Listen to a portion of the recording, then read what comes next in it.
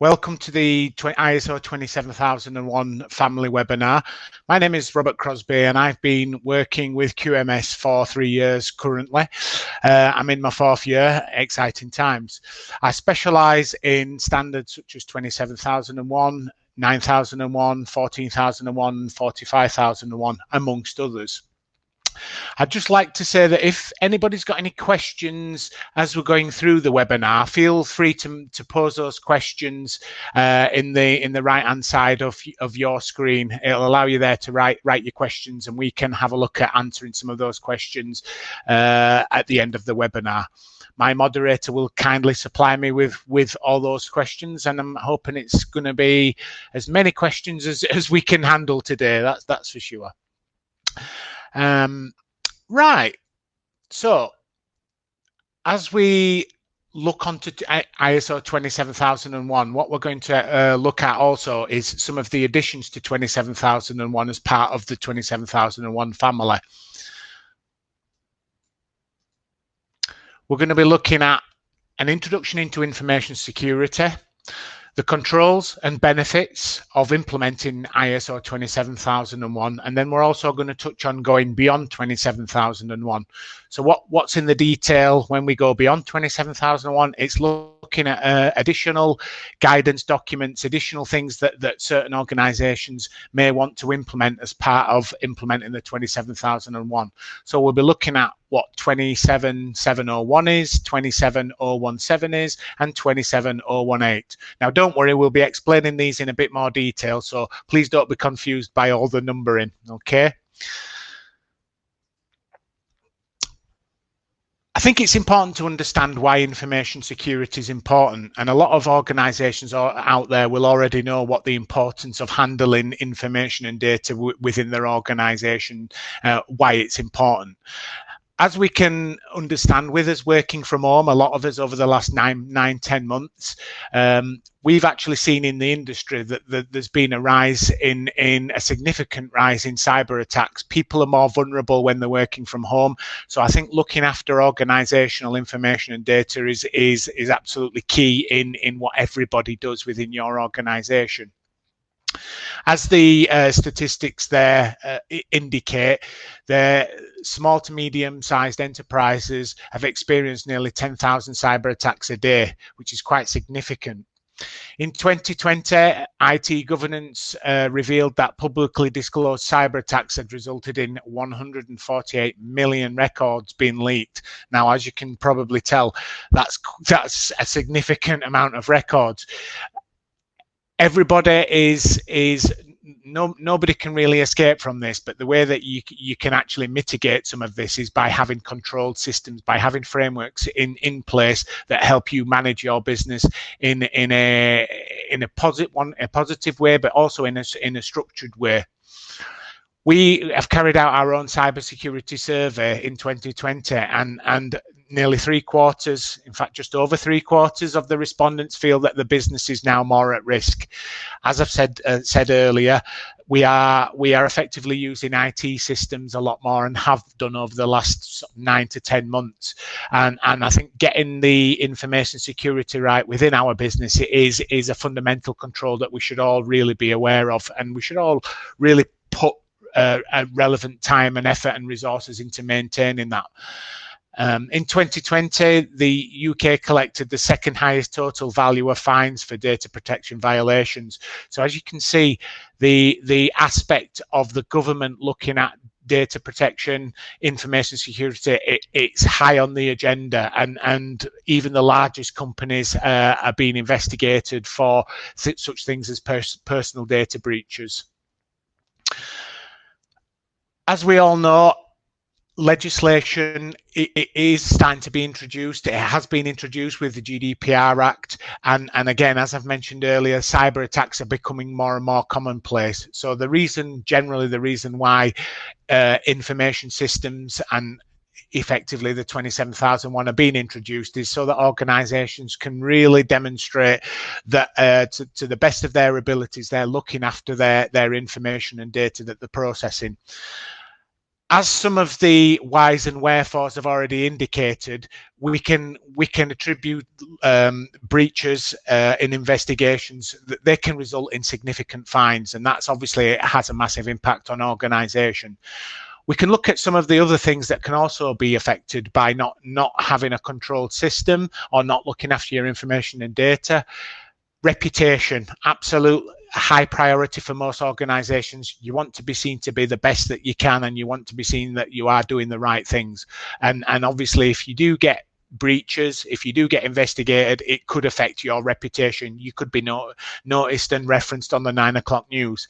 There's financial losses, as we've already indicated. There can be disruption and downtime. You're spending more time trying to correct and investigate these issues, and that's inevitably going to cause disruption and downtime. It's going to stop you from being able to focus on what your organization's about, delivering products and services, and effectively it's going to have an effect not just on one or two people, but the organization as a whole.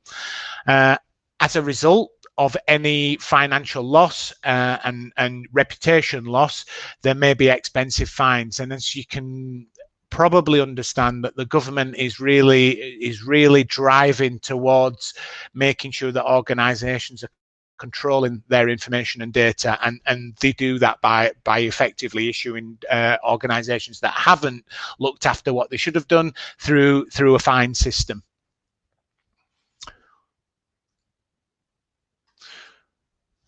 So we've already indicated some of the important reasons why in looking after information security, why looking after information security is important. And I'd just like to reiterate, there is legislation that's always been updated, reviewed, and we have to make sure as organizations we're compliant to those regulations.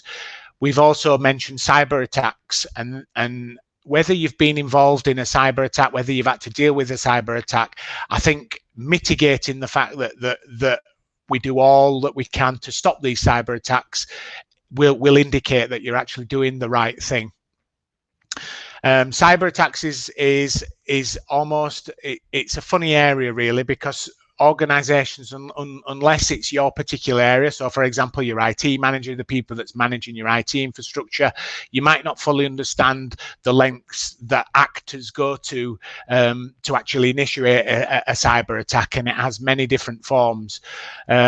Many of you may be already aware of phishing emails, etc., but as I say, that there's a complex nature to cyber attacks, and they can effectively bombard organizations from multiple fronts. To ensure that the right process is in place, as we've already identified, the ISO 27001 standard will help organizations formulate a framework by which they can manage their information security.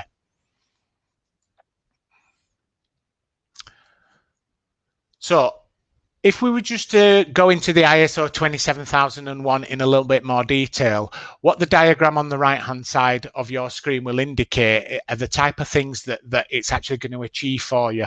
I mean, in essence, the framework in which the 27001 will provide helps you to create processes for your management responsibility, tying your key management and staff into information security, about looking after information security, and most importantly, being aware of the things that can go wrong and how you as an organization control that.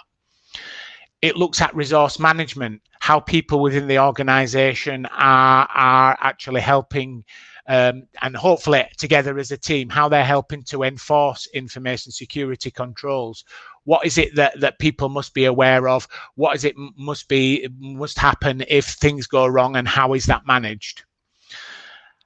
We look at information security, how business will work to ensure that the systems and assets are protected. So again, we'll go into some of those controls in a little bit more detail in the next slide, but generally you're starting to feel or get a picture for how 27001 is being built up within your organization, or how it should be built up in your organization, so that it ensures that your resources, your assets, your systems are all controlled and managed in such a way so that it reduces the chance that things like cyber attacks can actually happen. What it also does is it introduces processes in there that help you to monitor and measure the performance of your management system. And that may be shared across the whole organization, from how your HR resources managed, how your training's managed, how your actual individual systems and software is managed, and how that's monitored. And above everything else, the reasons why we want to implement, or organizations should implement those processes, is because it shows that you've got an element of control. You're not afraid to look at what you do. You're not afraid to analyze how you've performed. And if need be, you can actually build on that by improving your system or enhancing your systems. So let's just have a look at some of the general controls when we look at the 27001 structure. As the slide suggests there's quite a number of principles, and there's actually many more when you look at the 27001 standard. But this is just a general overview of the type of things that's involved in helping you create your 27001, and also it'll help you to identify various controls that your organization does to conform to the standard. So generally, the ISO will start and it will help you identify key policies that are required by the organization, so that you can control your information within that organization. So things like a general information security policy. It'll prompt you to look at your GDPR policy.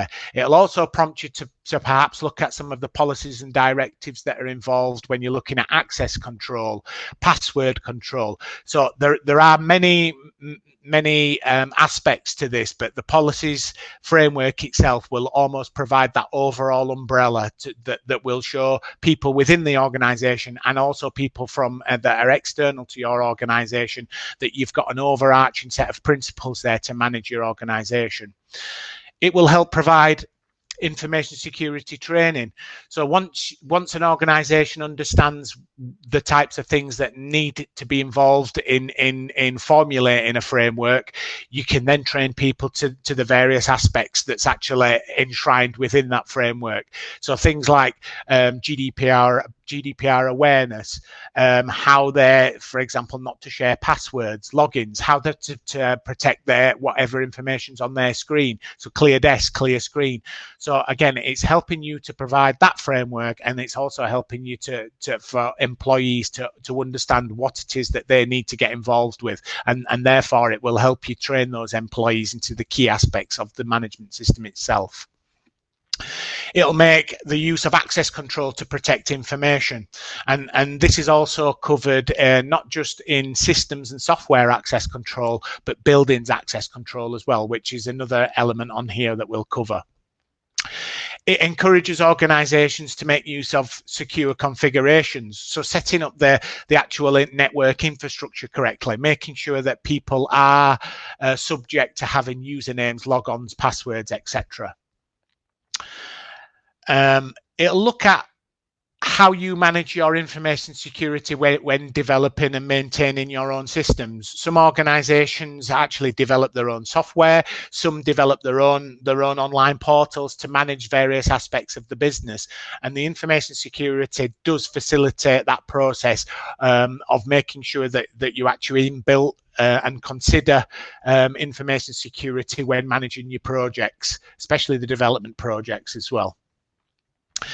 It's encouraging organizations to protect the confidentiality and integrity of information through encryption. And that may be through software means, it may be through you transferring information and data over file transfer websites, or it may be even you transferring hard drives from one organization to another. And it just encourages you to think about how that data is protected during those transmissions. Ultimately, we want to prevent information security failures from interrupting the business, and certainly the ISO there will have measures within it that encourages organizations at top level functions to inbuild that within the processes, but also encourage the behaviors that protect information for information security from gaining or getting any form of information security failures. And as we've mentioned earlier, that will generally interrupt a business, and it could affect your reputation. We've already mentioned that making use of secure configurations for operational infrastructure, and again that's really based around making sure that whatever software and systems people have access to, do they need access to it? Do you only have certain people that can gain access to administrator level systems? So generally your IT managers, etc., will manage this, or your IT department, but you don't effectively want all employees access to that, because then it gives them more scope for actually interacting with the system and making changes that aren't always approved. So as we've mentioned in one of the previous slides as well, throughout the implementation of the 27001, it encourages organizations, employees to be responsible for various aspects of the 27001. I don't think it's common practice that just one person manages the 27001, because of the very nature of what your 27001 information flows from, right from low level employees or administrator level employees, new employees, right up to senior management. We all impact the system. We all interact with the system. So again, the 27001 encourages a range of responsibilities, and it also identifies who's responsible for what. We also want to prevent unauthorized physical access to your organization's premises, and then this links, as I said earlier, into the access control. Within the 27001, there are a range of controls that looks at physical access control. So it looks at your buildings, it looks at your premises, it looks at how you manage your flow of employees from the reception area right through to office areas, data center areas, and it may be that some organizations have implemented secure areas. So a good example of that is if you're a company that process CCTV video for police, for government, and then that could be used in court. Certain areas may be confined to only certain people that process that information and data, so that they can make sure that there's no break of chain of custody. And that's just one example. Another example might be an organization's may be processing information on behalf of a bank, and they actually need assurance that only people that have, for example, that are authorized to look at that data, process that data, and work on that data are doing so in a controlled fashion, i.e. so we haven't got prying eyes looking at that information data, and we haven't got employees who's not connected to that process who are actually processing that data. So you're making sure that information and data processing is actually fully secure on behalf of the bank. We obviously, with access control, we want to make sure that wherever we've got a network server, or it might even be that you've got your own data center, it's about making sure that them processing facilities and them storage facilities are absolutely safe, and that nobody is able to get access to those areas illegitimately. And generally, by implementing door locks, key cards, biometrics, some organizations use. Those are the types of things that the ISO encourages organizations to look at and implement. Above everything else, by implementing the ISOs, it ensures that we've got compliance with the standard, and by default then you are complying with your security policies and standards.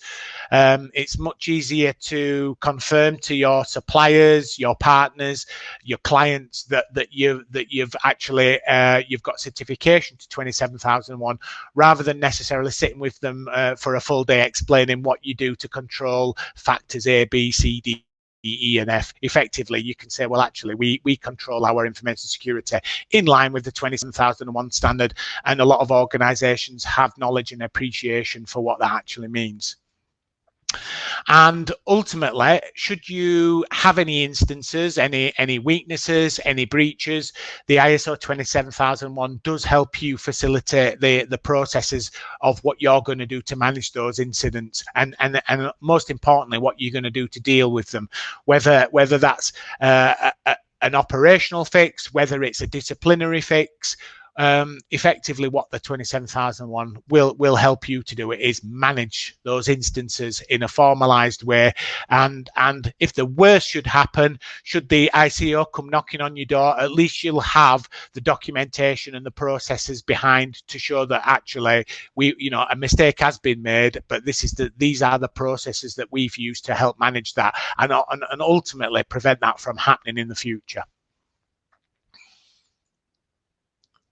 So some of the benefits of implementing ISO 27001, it's achieving compliance to the standard itself. It also promotes GDPR compliance, and you can demonstrate that you are effectively legally compliant to what the government really wants and expects organizations want you to be compliant to that GDPR. In a wider sense, it obviously covers compliance of some of those areas that we've covered in the previous slide. It just makes sure that you've got all the right aspects there to ensure that organizations understand the types of things that you're doing and that you're effectively controlling that in the best way possible. Confidentiality. Obviously part of the 27001, it just makes it helps you to demonstrate that your organization is robust in the way that they're managing the processes, and the information that you are handling, storing and managing is going to be kept confidential. It also touches on risk management. So I think at the heart of many ISOs, if not all ISOs, there's a key term there, risk management. It allows you and your organization to understand what your risks are. It helps you to understand where, for example, you may be falling short. But then again, it also helps you then to build on that and think about what measures, extra measures, if needed be, to put in place to help reduce those risks. I mean, ultimately, we do want clients, customers, partners. They want our assurance that you're managing your risk in a sensible fashion and also in a proactive fashion. And certainly the ISO 27001 helps you to do that. Customer satisfaction in there.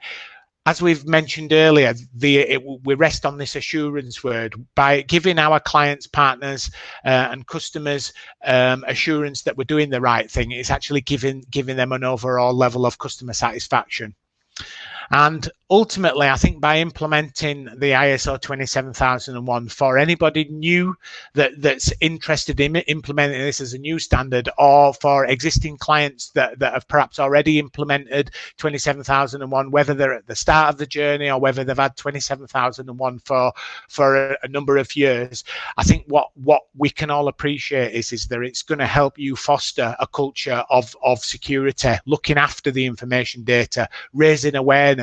And the more that you can foster that within your organization, the more empowered your employees within your organization are going to be in protecting your information and data.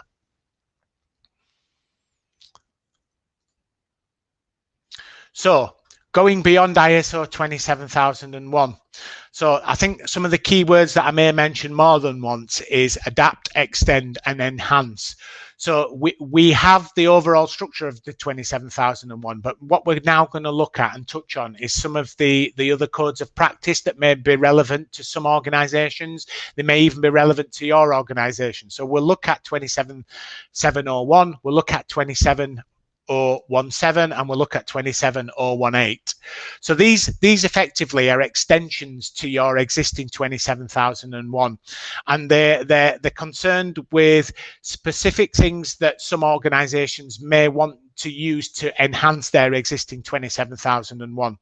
So in principle, they look at privacy and information management. They look at information security based on cloud computing, and they look at also protection of personal identifiable information in public clouds. And we're going to touch on those right now.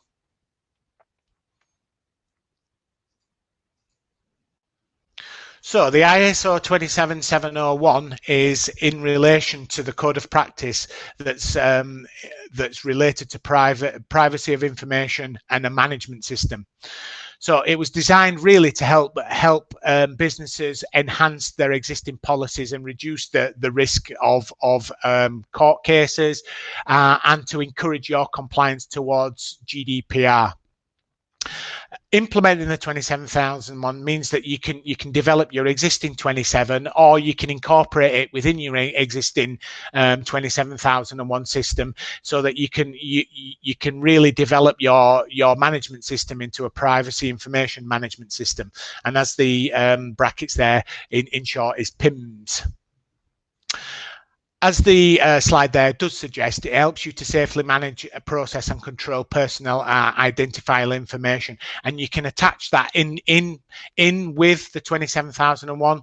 And as we've identified earlier, the amount of prosecutions and the fine and revenues that's actually generated for the business, for the government, really highlights the fact of how much the government how important government sees organisations protecting the privacy of personal information.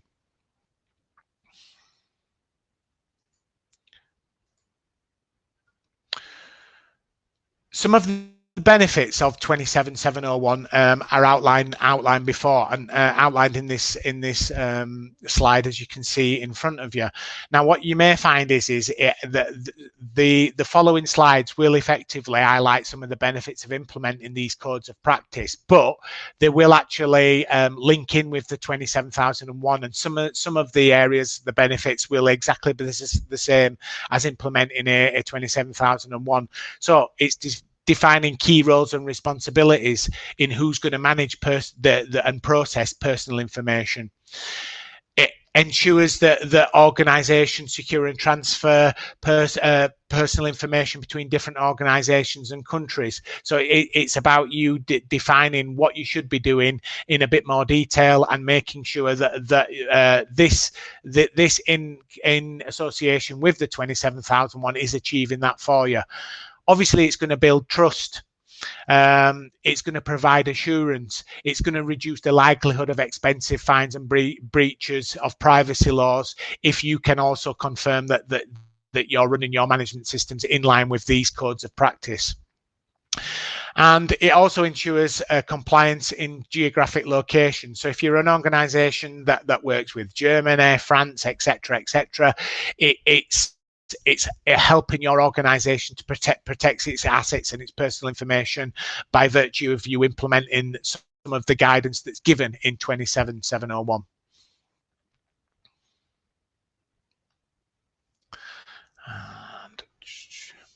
Okay.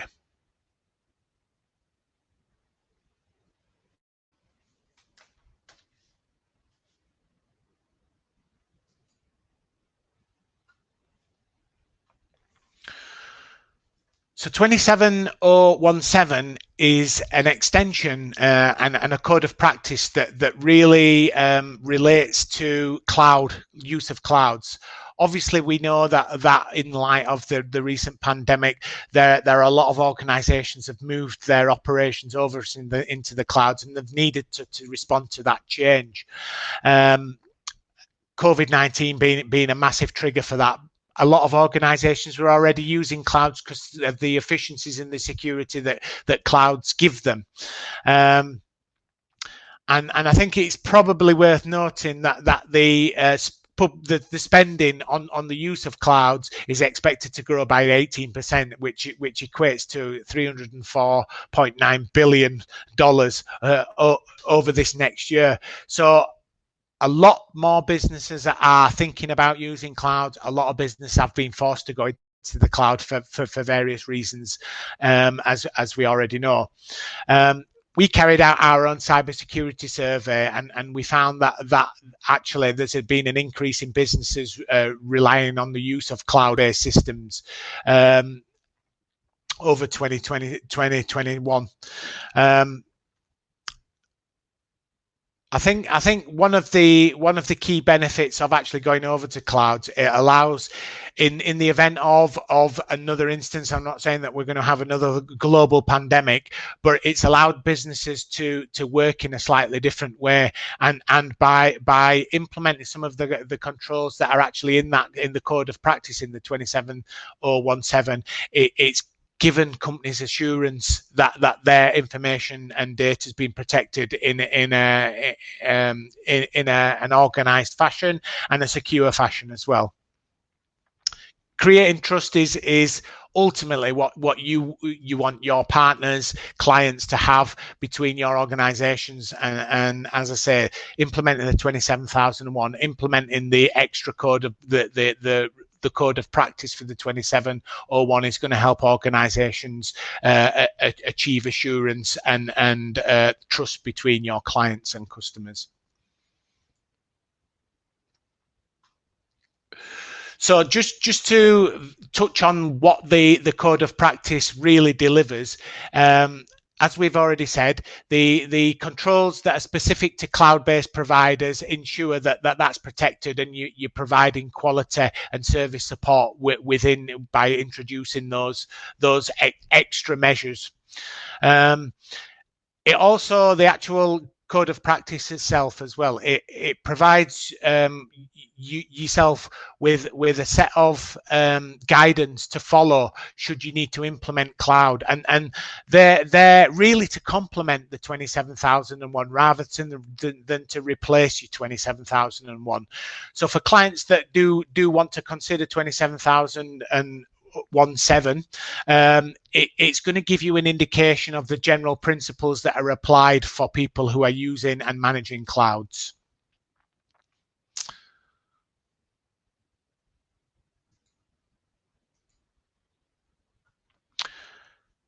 Some of the benefits of 27017 includes creating a robust framework for protecting information and cloud data. Again, this is a common theme there. You're going to reassure your clients and stakeholders that you're managing that information and data in a secure fashion. As with these standards, they're going to help you as a business to give your clients, the government, and your customers that you're compliant to the latest legislation. And again, we see that responsibilities and staff is involved in this one. It's going to give not only your staff but also your customers an understanding of who's responsible for what and what they need to be doing to maintain those cloud their cloud service provision.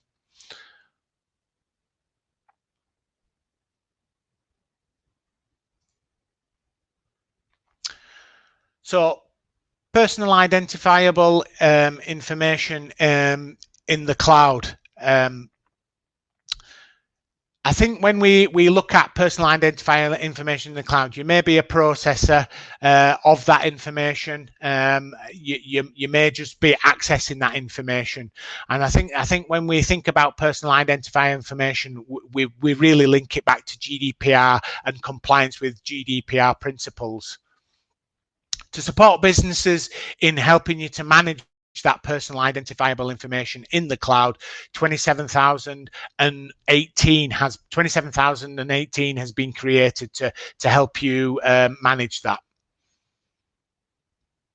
Just bear with me.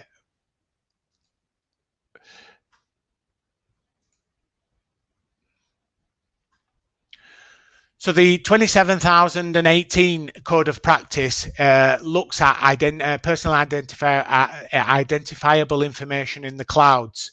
It's been developed for cloud service companies, and as we've already mentioned there, it's to protect any information and data that you may hold in those systems.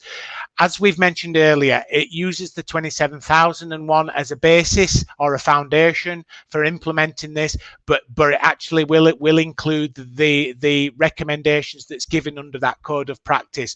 So not all organizations will need to implement this, but where you have got a cloud service provision in there and you're processing, storing, managing that personal identifiable information, this is where the extra code of practice comes in very, very useful, and it gets you to look at some of those extra bits and pieces that you should be aware of to make sure that your systems are robust.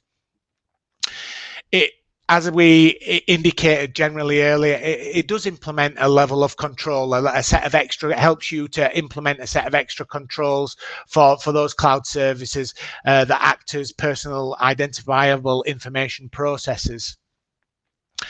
It develops a secure and transparent system, not only for your organization to managers, but it also gives, as we've said earlier, your customers, suppliers and stakeholders the assurance that that's being done in an organized and secure fashion, as much as possible.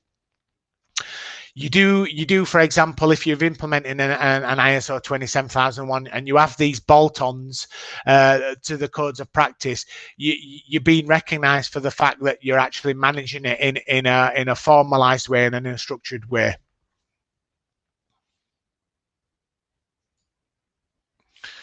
So I appreciate there's probably a lot there to think about, but I think in general, obviously, what we really can summarize this is that your 27001 is the keystone. It's the framework of your management system, and that creates the bulk of the controls that you're going to need to implement a system.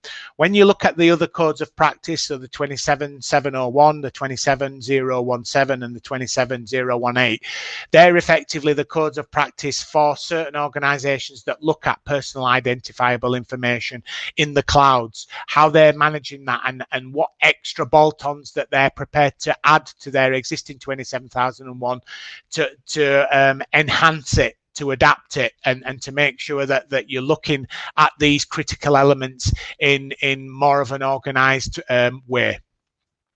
Now, if you should have any additional questions, if you want to look up more about ISO 27001 or any other standards, there will be a few links on the presentation that will be provided to you, and you can follow those links, and you can also get in touch with QMS as and when you feel as though that you need to.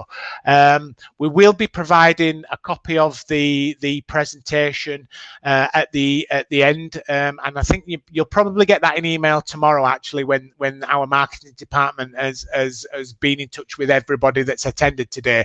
So again, you will get a copy of the slides there, just in case you want to go over anything, if you want to remind yourself on any other parts of the presentation and the webinar that we've covered today. And what I'd like to do now is really just open the floor up for any questions that I'm hopefully going to be in a position to answer for you. So if you do have any questions, please get them in the chat now. My moderator is eagerly waiting in the background, waiting for your questions. I'd encourage you to send me any questions or get them in the chat. I'm not really phased by how big or how small, but if I can help answer any of those questions, I'd certainly be in a position to do that.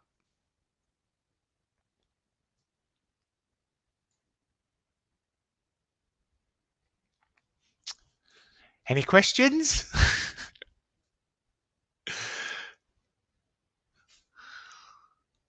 Okay.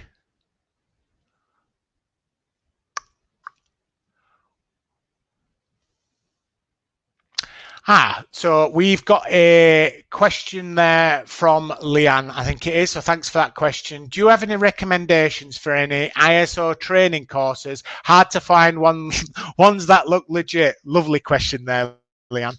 So I do have a recommendation for training courses. So I mean, effectively, the QMS team are in a position there to look at various aspects of training. So whether it be internal audit training, whether it be more a bespoke element of training there, you can get in touch with QMS. We have training courses available. We also have online training as well, which again, if you feel as though you want to explore that in more detail, please get in touch with QMS, and I think it's really worth a discussion on the kind of elements of training that you do require, and then we can help sort that out for you. As I say, whether it be internal audit training, whether it be awareness training on certain standards, QMS, we have got a team there that can help you and that can tailor those training courses to your needs. And we can also deliver that either to groups within your organization, or in some cases it might only be a room of 1 or 2 people.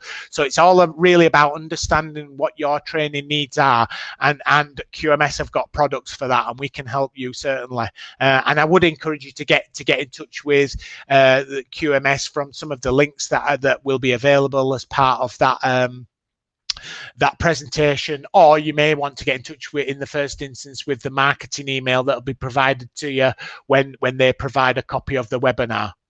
I'm hoping that answers your question, Leanne, and if it doesn't and you've got further questions, please feel free to barrage them my way.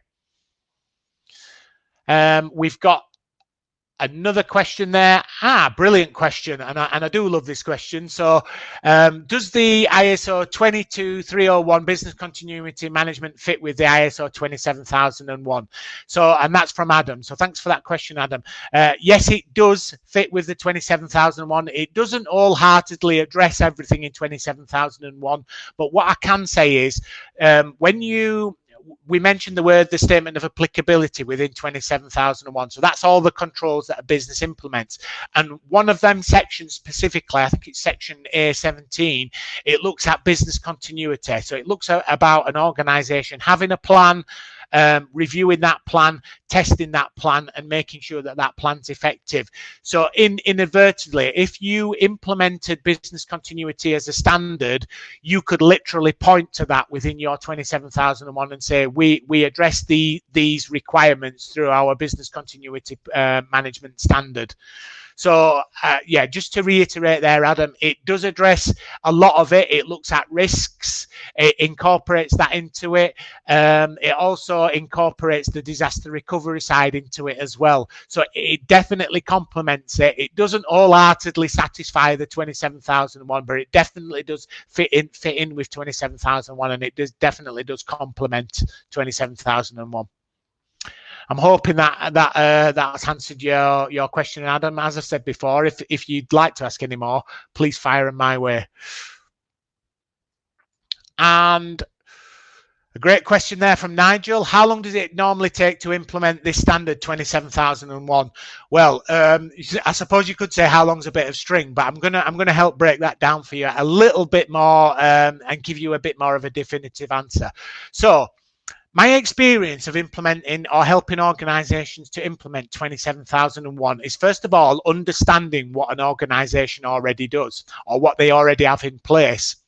So for an organization that does a lot of these things, that implements these controls but don't necessarily have it written down in a framework, it becomes relatively an easy, and I'm going to say exercise, and I'm going to use that cautiously, but it becomes a very easy process. For organizations that may be doing some of it but not implementing all of it, it can take a little bit more time. The one thing that I can say is by using QMS and using the consultants at QMS, we can help you implement that in almost like a no-fuss approach. We do it in a very straightforward fashion. We help you to understand what critical element you probably need to work on, and then we provide you with for example, a report and a system that will help you manage that. So where we have an IT company that's been and this is just an example, if you're an IT company that's used to managing their systems and they do everything electronic, and they have a lot of these things in place like policies and things, that can be done in a very, very sort of short time frame, and sometimes it can be done within a 3 to 4 week period. For other organizations that want that little bit of wiggle room and they want just a bit more time to embed some of this, make sure that they're implementing the right controls, making sure that they're setting up password systems, etc.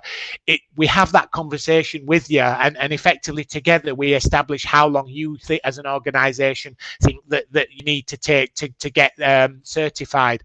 And even from an organization that has only the very minimal, you could be you could be looking at being certified within a 3-month period. Obviously, with the way that QMS works on that, we will help you understand and help you get some of the key controls in place.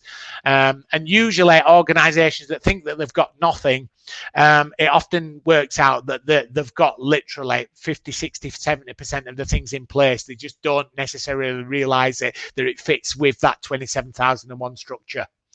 So again, it resides on what you've already got in place, what your experience is within the company, and how, I suppose, how bad that you want to get that management system. You know, if you're prepared to work at it and really, you know, go at it hammer and nail, you know, there's no reason why you couldn't have that standard in a very short time frame, as long as you're prepared to acknowledge that you need to implement certain things in order for you to pass and get certified. I'm hoping that's answered your question, Nigel. If not, please feel free to ask me anything else that you feel as I've not answered on there. And great question there from Adam Roberts. Is it acceptable to implement 27001 in an existing integrated management system? Absolutely. I think what you will find, without any history and knowing whether you're already certified with QMS, Adam, but if let's just say, for example, you're already using QMS for your 9000, your 14, and your 45, it becomes quite an easy process from a consultant's point of view, because what I would generally say is that by implementing your 9, your 14 and 45, that you've probably got 60% of what's required already implemented. And then really what you're really looking at there is you're looking at your enhancing or perhaps generating some additional information security policies, and also then looking at your statement of applicability. So it's adding to what you've already got, and I think it is acceptable to integrate that with your existing systems. And let's be honest, I think it really makes sense to do that, so that you're not managing 4 separate beasts. You're effectively managing it holistically as one, and you're just appreciative of the subtle differences between the 9001, the 14001 and the 45. I will say that the 27 as a standard, with the statement of applicability, it would appear to be more than what the 9001 is on its own, and the 14001. But again, as I said before, if you've already implemented those systems, you're already potentially sort of 60% of the way there already. You might even be a bit more. I'm hoping that's answered that one. So we've got a question there from Simon Campbell. So thanks for this one. What does this deliver over and above the Cyber Essentials to which we are currently accredited? And that's definitely a good question. So as most organizations will probably know, Cyber Essentials is really based around delivering GDPR and data protection confirmation within your organization. What the 27001 does, it actually breaks down the way that you do things in a bit more detail. So if I said to you, Cyber Essentials again just gets you to look at compliance towards GDPR, it's one thing that the government recognizes. Now the ISO 27001, there's a lot more within it. There's a lot more within the scope there. So for example, the 27001 looks at roles and responsibilities. It looks at planning and risk management. It looks at the way that you manage your training. It looks at the way that you monitor and measure your systems. It also then looks at potentially 114 separate controls. So by that, it looks at your physical security. It looks at your access control. It looks at the way that if you do development within the organization, so coding and programming, it looks at the way that you manage those projects and procedures. It looks at the way that you arrange your policies to support your information security. So it is a lot more in depth. Essentially, if you're registered to an ISO, as well as you have organizations understand that you've got yourself to a certain competence level in managing your information security. And it's not just about managing your personal identifiable information. It's your intellectual property, it's your processes, it's your procedures. So it delivers a lot more than just your cyber security essential requirements, and it helps you to really look at and demonstrate that you're looking at this over your whole organization. It's not just about personal identifiable information, it's about all those things that we've just touched on. I'm hoping that, again, that's answered the question, but feel free to go and ask any more questions, Simon, if you've got any further questions. Do we have any more questions? I'm sure there was one in there, unless I'm just looking at my list now. Please bear with me.